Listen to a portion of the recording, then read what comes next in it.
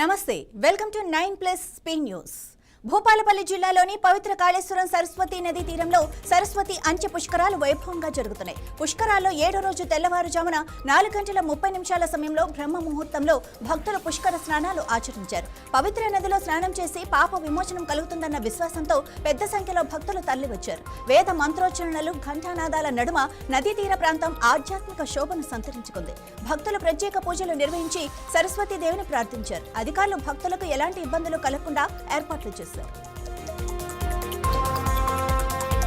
Professor Nageshwar వ్యవహారంపై రాజమహేంద్రవరంలో deputy CM Pawan Kalyan మరోసారి కీలక వ్యాఖ్యలు చేశారు। ఈ మధ్య విశ్లేషకులు తనను ఎంతగానో తిడుతున్నారని అన్నారు। వాళ్ల విశ్లేషణలకు అర్థం పర్థం ఉండట్లేదని అసహనం వ్యక్తం చేశారు। ప్రొఫెసర్ నాగేశ్వరరావుపై కేసులు పెడతానని అంటే వద్దని చెప్పానన్నారు। పొరపాటున మాట్లాడి ఉంటారని వదిలేయాలని చెప్పినట్లు తెలిపారు। సీనియర్ విశ్లేషకులు అంటే ఓకే, కానీ కొన్ని వెబ్సైట్స్ కొంతమంది కావాలని తనను టార్గెట్ చేస్తున్నారన్నారు। అలాంటి వాళ్లపై ఖచ్చితంగా చర్యలు ఉంటాయని హెచ్చరించారు। కర్ణాటక సీఎం పదవికి సిద్ధరామయ్య రేపు రాజీనామా చేయనున్నారు। రేపు మంత్రులకు విందు ఇచ్చాక రాజీనామా చేసే అవకాశం ఉన్నట్టు కాంగ్రెస్ వర్గాలు తెలిపాయి। అయితే తదుపరి సీఎం రేసులో డీకే శివకుమార్, జి పరమేశ్వర్ ఉన్నట్లు సమాచారం। నాయకత్వ మార్పుపై అధిష్టానం వద్ద నిన్న చర్చలు జరిగినట్లుగా తెలుస్తోంది। అయితే రాజీనామా చేస్తున్న సిద్ధరామయ్యను బుజ్జగించేందుకు కాంగ్రెస్ ఆయనకు రాజ్యసభ సీటు, పెద్దల సభలో విపక్ష నేతగా చేస్తామని ఆఫర్ ఇచ్చినట్లుగా పార్టీ వర్గాల్లో చర్చ నడుస్తోంది। మరోవైపు సిద్ధరామయ్య కుమారుడు యతీంద్రకు డిప్యూటీ సీఎం పదవిని కేటాయిస్తారని ప్రచారం జరుగుతోంది।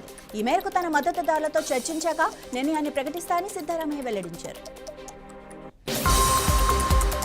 అమెరికా అధ్యక్షుడు డొనాల్డ్ ట్రంప్ నేడు అత్యవసర మంత్రివర్గ సమావేశం నిర్వహించనున్నారు। ఇరాన్తో జరుగుతున్న శాంతి చర్చలపై కార్యాచరణ సమావేశంలో ఖరారు చేసే అవకాశం కనిపిస్తోంది। ఈ మేరకు మంత్రులు అధికారులకు సమాచారం ఇచ్చినట్లు తెలుస్తోంది। పశ్చిమాసియాలో ఉద్రిక్తతలు తగ్గించేందుకు ఇరాన్తో శాంతి ఒప్పందం చేసుకునేందుకు అమెరికా ప్రయత్నాలు చేస్తోంది। దక్షిణ లెబనాన్పై ఇజ్రాయెల్ దాడులు చేసింది। కాగా ఇజ్రాయెల్ చేసిన దాడుల్లో 31 మంది చనిపోయారని లెబనాన్ ప్రభుత్వం ప్రకటించింది। అయితే ప్రస్తుతం ఇజ్రాయెల్ లెబనాన్ మధ్య శాంతి ఒప్పందం అమల్లో ఉన్నప్పటికీ దాడులు చేయడం సరికాదని లెబనాన్ తెలిపింది। మరోవైపు అర్ధరాత్రి గాజాపై 2 చోట్ల ఇజ్రాయెల్ వైమానిక దాడులు జరిగినట్లు తెలుస్తోంది। దాడుల్లో 3 పాలస్తీనా వాసులు చనిపోయారు, 12 మంది గాయాల పాలయ్యారని పాలస్తీనా ప్రకటించింది।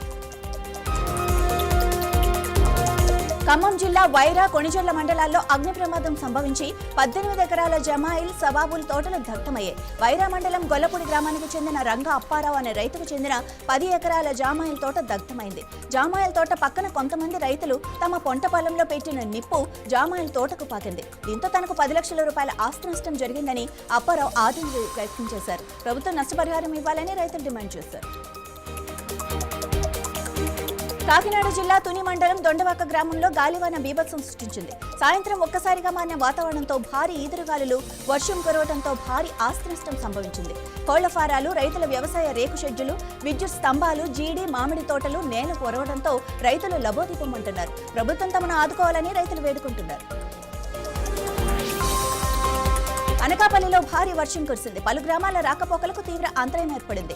వెంకుపాలెం, తగరంపూడి, సీతానగరం వైపు వెళ్లే ప్రధాన రహదారిపై భారీ చెట్లు కూలిపోవడంతో రోడ్డు పూర్తిగా మూసుకుపోయింది। తుమ్మలపాలెం నుండి వెంకుపాలెం, సీతానగరం, తగరంపూడి గ్రామాలకు వెళ్లే మార్గంలో చెట్లు రోడ్డుకు అడ్డంగా పడటంతో వాహనాల రాకపోకలు నిలిచిపోయాయి। దాదాపు 4 గంటలుగా రహదారి బంద్ కావడంతో గ్రామస్తులు, వాహనదారులు తీవ్ర ఇబ్బందులు ఎదుర్కొంటున్నారు। అత్యవసర పనుల కోసం వెళ్లాల్సిన ప్రజలు రోడ్డు మధ్య నిలిచిపోవాల్సిన పరిస్థితి ఏర్పడింది। హైదరాబాద్ హెమేర్ నగర్లోని శ్రీ వెంకటేశ్వర స్వామి ఆలయంలో నిర్వహిస్తున్న వసంతోత్సవాలు భక్తుల సందడితో వైభవంగా జరిగాయి। ఉత్సవాల్లో భాగంగా మంగళవారం స్వామివారి రథోత్సవాన్ని ఆలయ అధికారులు ఘనంగా నిర్వహించారు। ప్రత్యేకంగా అలంకరించిన రథంపై ఉత్సవమూర్తులను ప్రతిష్ఠించి ఆలయ ప్రాంగణంలో శోభాయాత్రగా తీసుకెళ్లారు। వేద పండితుల మంత్రోచ్చరణలు, మంగళవాయిద్యాల నడుమ సాగిన పల్లకి ఊరేగింపు భక్తులను విశేషంగా ఆకట్టుకుంది। మహిళా భక్తులు కోలాటాలు ఆడగా, యువకులు భజనలు నిర్వహించారు। చిన్నారులు భక్తి గీతాలకు నృత్యాలు చేసి ఉత్సవాలకు మరింత శోభ తీసుకొచ్చారు। రాష్ట్రంలో వాతావరణం ఒక్కసారిగా మారిపోయింది। ఉరుములు, మెరుపులు, ఈదురుగాలులతో వర్షం పడింది। దీంతో ఎండలతో అల్లాడుతున్న ప్రజలకు ఉపశమనం కలిగింది। నేడు రేపు వాతావరణం ఇలాగే ఉంటుందని వాతావరణ శాఖ అధికారులు తెలిపారు। నేడు హైదరాబాద్తో పాటు పలు జిల్లాలకు ఎల్లో అలర్టులు జారీ చేశారు। పలు జిల్లాల్లో మోస్తారు వర్షం, మరికొన్ని జిల్లాల్లో భారీ వర్షాలు పడే అవకాశం ఉందని చెప్పారు।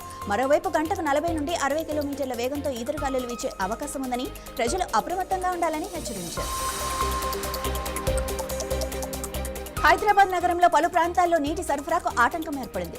మంజీరా ఫేజ్ 1-2కు చెందిన కలబ్లూర్, రాజంపేట, పటాన్చెరు పంపింగ్ స్టేషన్లలోని రాత్రి 12 గంటలకు అన్ని పంపులు అకస్మాత్తుగా ట్రిప్ అయ్యాయి.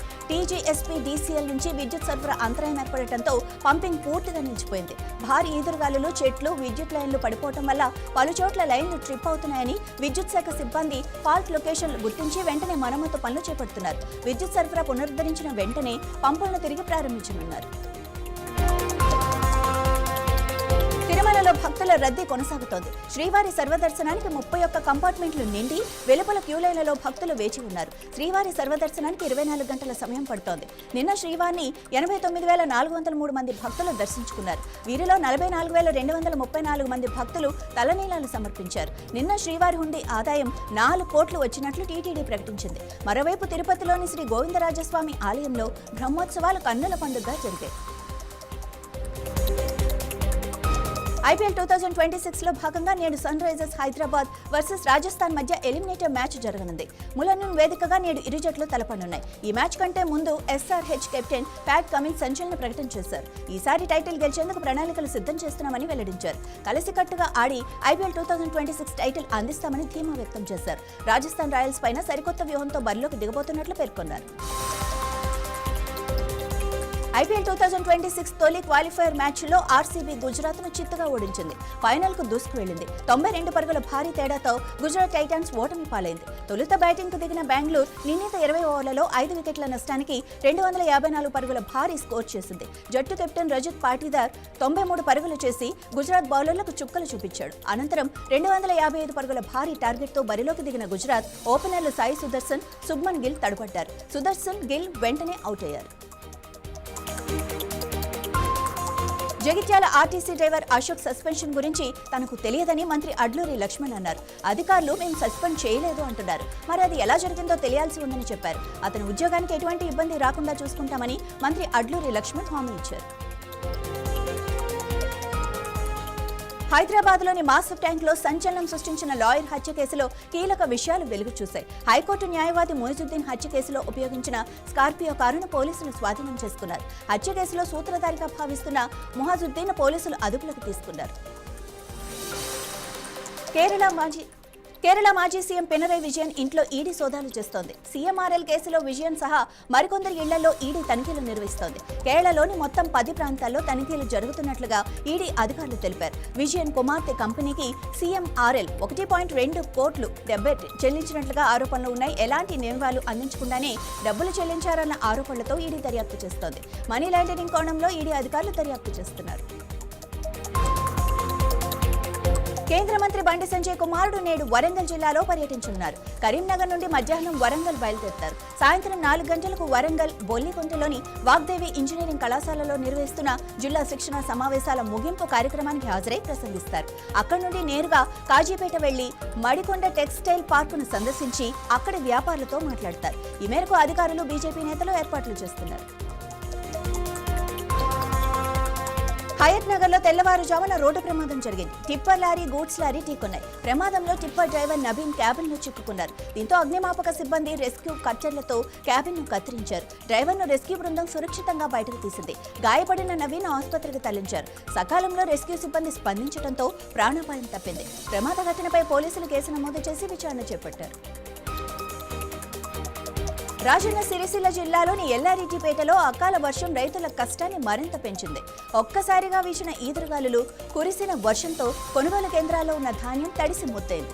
టార్పాలిన్ కవర్లు ఎగిరిపోవడంతో ధాన్యపు రాసులు పూర్తిగా వర్షానికి తడిశాయి. తూకం వేసి సిద్ధంగా ఉంచిన బస్తాలు కూడా తడవడంతో రైతులు తీవ్ర ఆవేదన వ్యక్తం చేస్తున్నారు. ఇప్పటికే నెల రోజులుగా ధాన్యం కొనుగోలు ప్రక్రియ ఆలస్యమవుతోందని ఆగ్రహం వ్యక్తం చేస్తున్న రైతులు ఇప్పుడు అకాల వర్షంతో మరింత నష్టపోయామని వాపోతున్నారు. ఇవి ఇప్పటి వరకు ఉన్న స్పీడ్ న్యూస్ అప్డేట్. మరిన్ని అప్డేట్స్ కోసం చూస్తూనే ఉండండి 9+ న్యూస్.